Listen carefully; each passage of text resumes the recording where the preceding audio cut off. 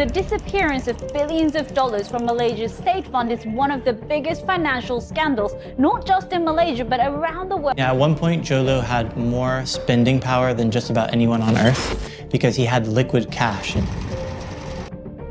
We put together the largest international corruption case in the history of Justice Department. Billions of dollars vanished from the Malaysian state fund 1MDB. Here in the Attorney General's office was pulled from his car.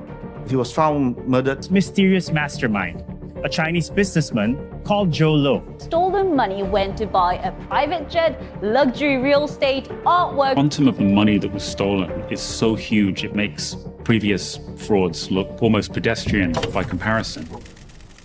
As a lot of you in this room know, I like to plan my evenings and make sure that I always go to the best parties. Joe Low se encontraba en su oficina. Sobre su escritorio, un esquema garabateado unía nombres y flechas en un entramado incomprensible. Una carpeta sellada descansaba frente a él. El logo de 1MDB brillaba débilmente bajo la luz. El aire era pesado, cargado de preguntas que nadie podía responder. ¿Cómo podía un fondo sin historial financiero recaudar miles de millones de dólares de inversores globales? ¿Y qué ocurrió realmente con los 700 millones que desaparecieron en la primera gran inversión del 1MDB? Este hombre, Joe Low, había robado millones del Fondo Estatal de Inversión de Malasia. ¿Para qué? Para derrocharlos, para transformarlos en bienes raíces de lujo, obras de arte carísimas, para producir una película de Hollywood. Pero, ¿cómo lo logró? Hoy lo descubriremos. Te contaremos cómo este hombre se hizo multimillonario en un abrir y cerrar de ojos. Te revelaremos cómo, tras bambalinas,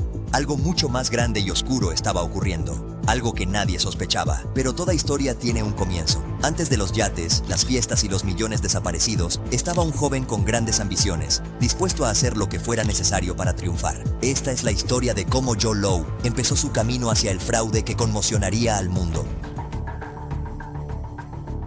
Joe Low comenzó su vida en Penang, una isla de Malasia. En 1998, sus padres lo enviaron al exclusivo internado inglés Harrow. La familia de Joe era rica, sí, pero muchos de sus compañeros eran hijos de familias reales y magnates del petróleo, futuros herederos de imperios multimillonarios. Joe vio una oportunidad, así que comenzó a hacerse amigo de algunos de estos estudiantes extraordinariamente adinerados. Y no solo eso, se presentó como alguien que podía resolver cosas. Una vez consiguió un membrete de la Embajada de Brunei y creó una carta dirigida a un famoso club nocturno del West End. El objetivo, reservar una mesa VIP.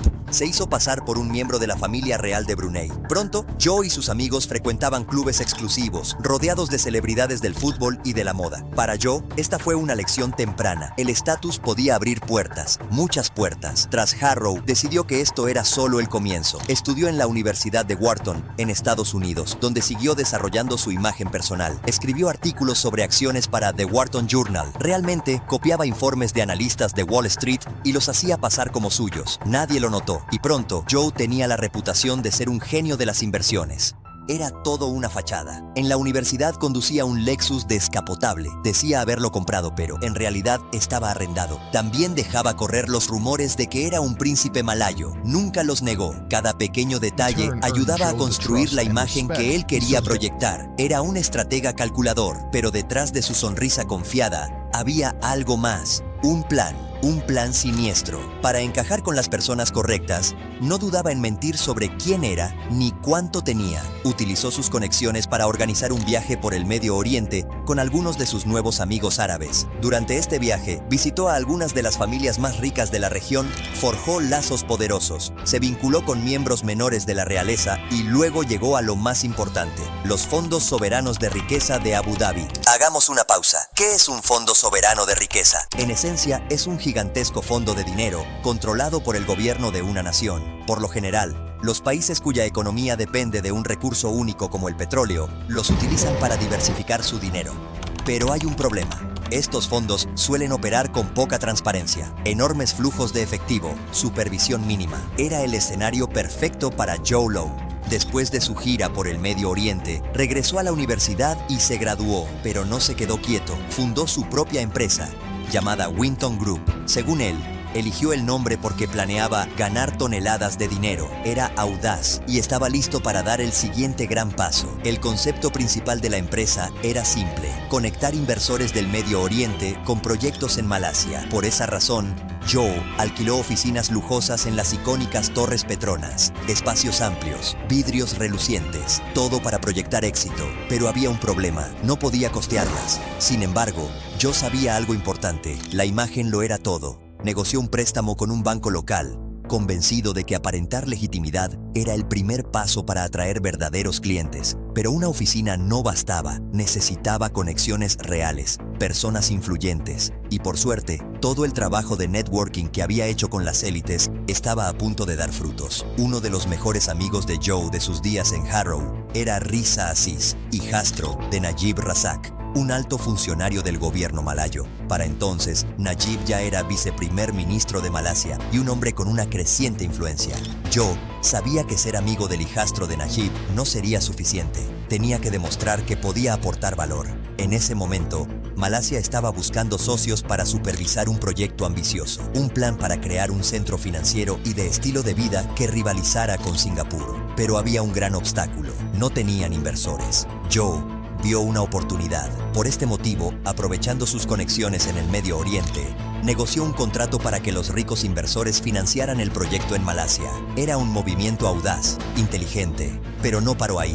Joe permitió que Najib, el viceprimer ministro, se llevara todo el crédito por el acuerdo, aunque no había hecho nada. El efecto fue inmediato. La popularidad de Najib entre los malayos se disparó. Ahora era visto como un líder capaz de atraer grandes sumas de dinero para impulsar el progreso del país. De hecho, este reconocimiento fue clave para que Najib ascendiera a primer ministro en 2009. Parecía un éxito absoluto, pero nadie sabía la verdad. Ese éxito tendría un precio demasiado alto. Joe no se conformaba con pequeños logros. Quería más, mucho más. Con su red de contactos y un plan ambicioso, encontró la llave para controlar uno de los fondos más grandes de Malasia.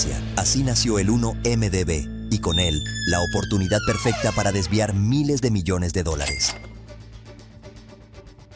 Inicialmente, el plan de Joe era simple: ganar dinero como intermediario en acuerdos internacionales, pero esta vez no cobró ninguna tarifa. En su lugar, obtuvo algo mucho más valioso: el favor de Najib. A los 27 años, Joe tenía acceso directo al hombre más influyente de Malasia. Najib Razak acababa de asumir el cargo de primer ministro en 2009 y Joe no iba a desperdiciar esa oportunidad. Pero no se detuvo allí. Joe quería algo más que una relación profesional. Quería convertirse en parte de la familia de Najib. Asistió a la graduación de su hija, le regaló joyas costosas, incluso pagó los gastos educativos de su hija. Poco a poco, se ganó la confianza absoluta de Najib. Cuando eso sucedió, Joe no perdió el tiempo. Propuso una idea ambiciosa. Malasia debía crear un fondo soberano, similar a los de Medio Oriente, para realizar inversiones globales. Así nació el 1 Malaysia Development Berhad, 1MDB. Oficialmente, el fondo estaba destinado a impulsar la economía nacional, financiar proyectos de energía renovable, fomentar el turismo y crear empleos de alta calidad para los malayos. En teoría, sonaba perfecto, pero Joe tenía otros planes. Así que le aseguró a Najib que, si lo nombraba gerente del fondo, podrían usar una parte del dinero como un fondo de guerra para apoyar sus ambiciones políticas. Con el 1MDB, podrían financiar eventos masivos o construir viviendas asequibles en áreas estratégicas para ganar votos. Najib accedió. Joe tenía ahora al primer ministro en la palma de su mano. Después de ayudarlo a ganar las elecciones, le propuso una estrategia para consolidar aún más su poder. Todo parecía beneficioso para ambos, y Najib permitió que Joe gestionara el fondo con prácticamente ninguna supervisión. Aunque Najib figuraba como presidente, Joe manejaba el fondo a su antojo. Contrató empleados leales, personas que seguían sus órdenes sin hacer preguntas. 2 meses después, llegó la primera gran inversión del 1MDB. Joe aprovechó sus contactos en Arabia Saudita para organizar una empresa conjunta con PetroSaudi, una compañía petrolera. Se destinó todo el capital del fondo, $1.000 millones, a este proyecto petrolero. Pero había un problema. De esos $1.000 millones, solo 300 millones fueron transferidos a la cuenta conjunta con PetroSaudi. Los otros 700 millones tomaron un camino diferente. Joe los envió a una empresa llamada Good Star Limited, con una cuenta bancaria en Suiza. Esa empresa estaba completamente bajo su control. Afirmó que Good Star Limited era propiedad saudí y que que los pagos eran necesarios para cubrir deudas previas al acuerdo. Sonaba lógico, pero era una mentira. Posteriormente, se descubrió que Joe era el único propietario de Good Star Limited, poseía una sola acción, que representaba el 100% de la compañía. En otras palabras, había transferido $700 millones directamente a su cuenta personal. Todo parecía bajo control, pero el peligro estaba mucho más cerca de lo que imaginaba, y con los millones en sus manos, llegó el momento de disfrutar. Joe pasó de ser un estratega silencioso a vivir como un rey del exceso, pero detrás del lujo, había una red de mentiras cada vez más difícil de ocultar. Joe Low comenzó a vivir una vida de excesos inimaginables. Con el dinero de uno en BDB, compró mansiones, yates, autos de lujo e incluso un hotel en Beverly Hills. La mayor parte de sus noches transcurría en casinos y clubes nocturnos exclusivos. Para Joe, no se trataba solo de diversión. Las fiestas eran una estrategia. Por esa razón, difundió rápidamente en los círculos de entretenimiento que estaba dispuesto a pagar más de $100,000 por noche a celebridades solo por asistir a sus eventos. Nadie había visto niveles de gasto como los de Joe Low. En un juego de póker perdía $1 millón y actuaba como si no le importara. Esta extravagancia le permitió codearse con las figuras más famosas del momento: actores, modelos, atletas. Cada conexión fortalecía su reputación y lo hacía parecer aún más intocable. Una de sus fiestas más legendarias fue su cumpleaños en Las Vegas. No era solo una celebración, era un espectáculo. Estrellas como Kanye West, Bradley Cooper, Robert De Niro, Michael Phelps, Kim Kardashian y Paris Hilton se unieron a la lista de invitados. Psy interpretó Gangnam Style. Britney Spears salió de un pastel gigante para cantarle Happy Birthday, todo en una sola noche. El costo, según los rumores, fue de decenas de millones de dólares, una suma que para Joe Low parecía insignificante. Pero mientras todos celebraban su éxito, las grietas comenzaron a aparecer. Pero Joe no quería solo dinero, quería reconocimiento. Quería ser parte del mundo exclusivo de Hollywood, así que compró su entrada al espectáculo. No solo organizaba fiestas, ahora producía películas que brillaban en la gran pantalla, y con ello, su red de contactos se expandía aún más. Mientras disfrutaba de su vida extravagante, Joe Low puso la mira en Hollywood. Quería más que fiestas y lujo, quería influencia. Fundó una compañía productora llamada Red Granite Pictures. Como en el caso de uno en BDB, no asumió un título oficial. Quería evitar dejar rastros de su participación, pero eso no le impidió manejar todo desde las sombras. Uno de los proyectos más ambiciosos de la compañía fue El Lobo de Wall Street, dirigida por Martin Scorsese y protagonizada por Leonardo DiCaprio. Sin embargo, ningún gran estudio de Hollywood quería financiar la película. Su clasificación R limitaba la audiencia. Era demasiado riesgosa. Ahí entró Joe Low. Red Granite Pictures ofreció los $100 millones necesarios para llevar la película a la gran pantalla, sin restricciones, sin preguntas. El resultado fue un éxito rotundo. DiCaprio incluso mencionó a Joe en su discurso de aceptación del Globo de Oro. Gracias, Joe, por arriesgarse con esta película, dijo, pero había una ironía imposible de ignorar. Una película sobre excesos, corrupción y fraude, como El Lobo de Wall Street, había sido financiada con dinero robado. Mientras Joe Low continuaba ganando fama y contactos en Hollywood, las verdaderas dimensiones del escándalo de 1MDB permanecían ocultas. Su vida de excesos estaba construida sobre un sistema destinado a colapsar. Lo más fascinante es que Jordan Belfort, el hombre real en el que se basa la película, no confiaba en Joe. Este dinero no puede ser legítimo, dijo en una ocasión, y tenía razón. Más tarde, Joe llevó su ambición más lejos. Su empresa adquirió una participación en EMI Music Publishing y se aseguró un lugar en su consejo asesor. No era solo un hombre de fiestas, estaba construyendo algo más grande. Según Joe, esperaba que algún día sus negocios generaran ingresos suficientes para devolver todo el dinero, pero la ambición no tiene límites. Joe Low estaba obsesionado con mantener su estilo de vida costoso y extravagante, y cuando el dinero comenzó a escasear, solo encontró una solución: robar más. Entonces, las grietas comenzaron a aparecer. No era suficiente, Joe necesitaba más y sabía exactamente cómo conseguirlo, pero para hacerlo, necesitaba aliados poderosos. Así es como llegó a Goldman Sachs, el gigante de Wall Street. Con su ayuda, Joe llevó su fraude a un nivel completamente nuevo. Joe tenía un nuevo objetivo: Goldman Sachs. Comenzó a cortejar a Tim Leissner, jefe de la división de Asia del banco. Reservó un jet privado para recogerlo. Lo llevó a una reunión con uno de los jeques más ricos del mundo. Opulencia, lujo, promesas. Durante el viaje, Joe fue directo. Quería que Goldman Sachs ayudara al 1MDB a recaudar más fondos mediante la venta de bonos. Sabía que necesitaba la reputación de un gigante de Wall Street como Goldman Sachs. Sin eso, nadie confiaría en él. Así que se llegó a un acuerdo. Goldman Sachs emitiría bonos y los vendería a inversores. Les dijeron que los fondos se usarían para cubrir gastos operativos de plantas eléctricas. Pero había un problema. El 1MDB no tenía calificación crediticia. Convencer a los inversores sería complicado. Aquí es donde Goldman Sachs brilló. Con activos de miles de millones de dólares, este respaldo le dio al proyecto un aire de legitimidad. Funcionó. En 2012, el 1MDB emitió bonos por un valor de 3.500 millones de dólares. Pero las apariencias engañaban. De ese dinero, 1.400 millones de dólares nunca llegaron a su destino. Joe Low los desvió a una empresa offshore ubicada en las Islas Vírgenes Británicas. Al año siguiente, en 2013, el 1MDB emitió otros 3.000 millones de dólares en bonos. Una vez más, Joe movió parte de ese dinero a cuentas offshore bajo su control, empresas que no existían más allá de los registros. Joe tenía el control. Usó parte del dinero para sobornar a Tim Leissner y a otros involucrados en el esquema. El resto era todo suyo. Con miles de millones de dólares en cuentas offshore, su gasto no solo continuó, se volvió desenfrenado. Compró arte famoso, mansiones enormes, más autos, más yates, pero no paró ahí. Siguió apostando en casinos y organizando fiestas que desafiaban la imaginación. Y mientras tanto, sobornaba generosamente a Najib Razak, el primer ministro de Malasia, para asegurarse de que no investigara demasiado. Era un sistema perfecto, pero solo en apariencia, pero no todo podía permanecer oculto. Los primeros indicios comenzaron a surgir, como grietas en un muro aparentemente indestructible. Lo que parecía ser un imperio perfecto empezó a tambalearse, y cuando las piezas empezaron a encajar, el mundo entero vio el alcance del fraude.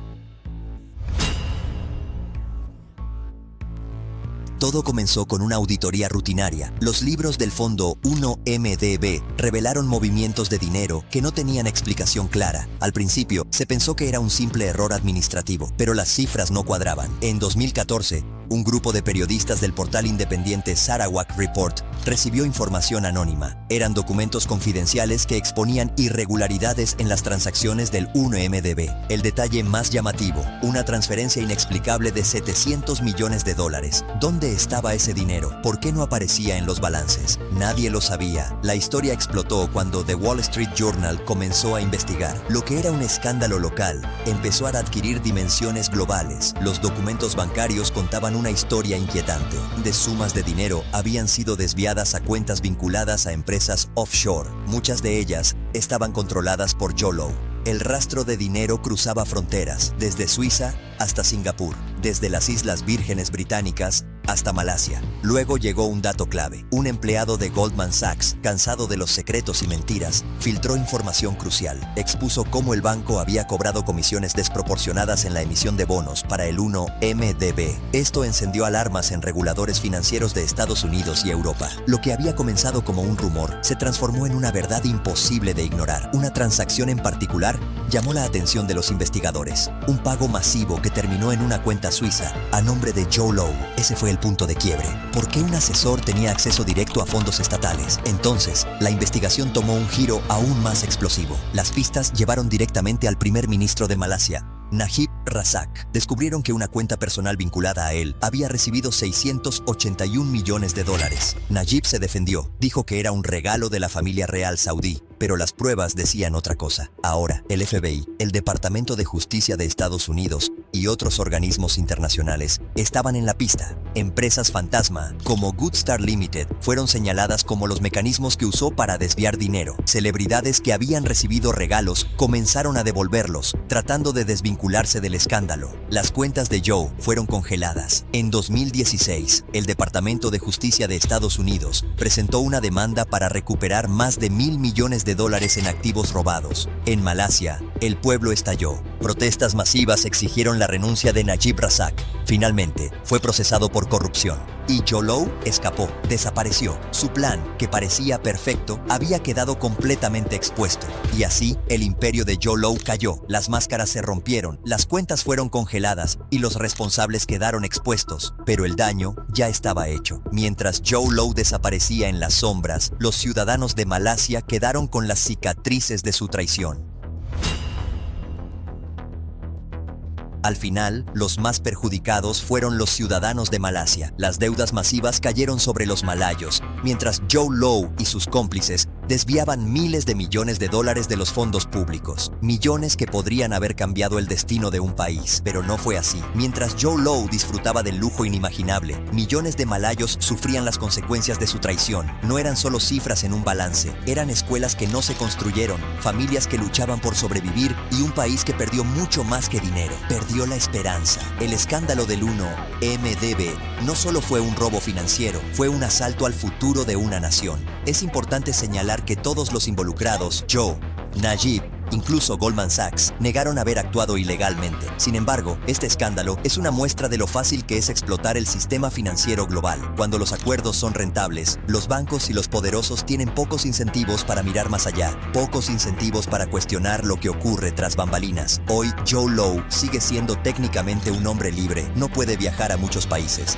vive en las sombras, lejos de las luces brillantes que alguna vez definieron su vida. Se rumorea que reside en una villa propiedad de un alto funcionario del Partido Comunista Chino. Aún así, ocasionalmente ha sido visto. Un evento exclusivo aquí, una fiesta de Victoria's Secret en Shanghái allá. Mientras tanto, Tim Leissner, el exgerente de Goldman Sachs, se declaró culpable de conspiración, sobornos y lavado de dinero. Su testimonio reveló algo más profundo. La evasión de controles no era un accidente, era parte del sistema. Miles de malayos aún sufren las consecuencias de las deudas masivas que dejaron estos actos. Mientras tanto, las promesas de desarrollo y progreso quedaron en nada, solo sueños vacíos. Y Joe Low sigue escondido, lejos de las cámaras, lejos de los titulares. Pero, a pesar de toda su riqueza, su legado no es uno de grandeza, es un legado de traición. Para Malasia, el 1MDB dejó cicatrices profundas, pero también marcó un punto de inflexión. Fue una lección amarga de que incluso los sistemas más grandes y poderosos pueden ser vulnerables cuando se ignoran los principios de justicia y rendición de cuentas. El caso 1MDB